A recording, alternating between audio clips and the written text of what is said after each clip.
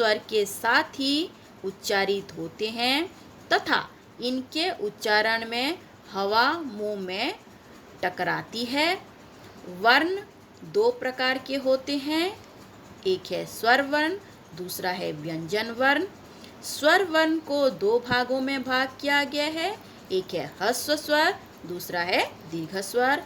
ह्रस्व स्वर को बोलते समय हमें कम समय लगता है और दीर्घ स्वर को बोलते समय हमें ह्रस्व स्वर से दुगना समय लगता है, इसलिए इसको दीर्घ स्वर कहते हैं।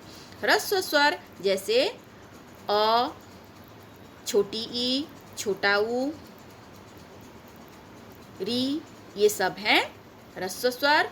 और दीर्घ स्वर से आ, ई, ऊ, ये सब हैं दीर्घ स्वर। व्यंजन, व्यंजन को तीन भागों में भाग किया गया है, एक है स्पर्श, दूसरा है अंतस्थ और तीसरा है ऊष्म।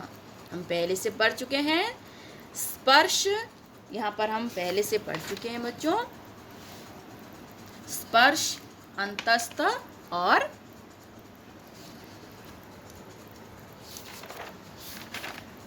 स्पर्श, अंतस्थ और ऊष्म।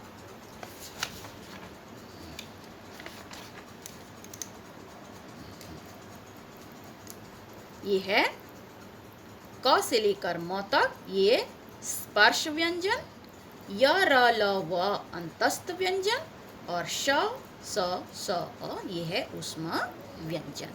तो व्यंजनों के भी तीन भाग होते हैं, स्पर्श, अंतस्थ और ऊष्म।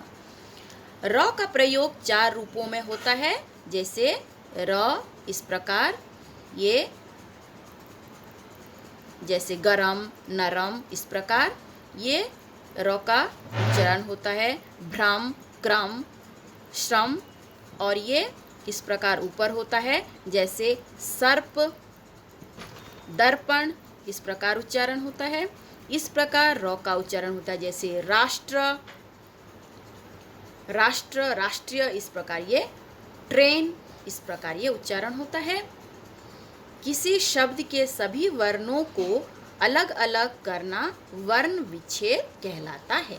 तो वर्ण विच्छेद किसको कहते हैं? किसी शब्द के सभी वर्णों को अलग अलग करना वर्ण विच्छेद कहलाता है। तो बच्चों आज के लिए इतना ही। Good bye, god bless you.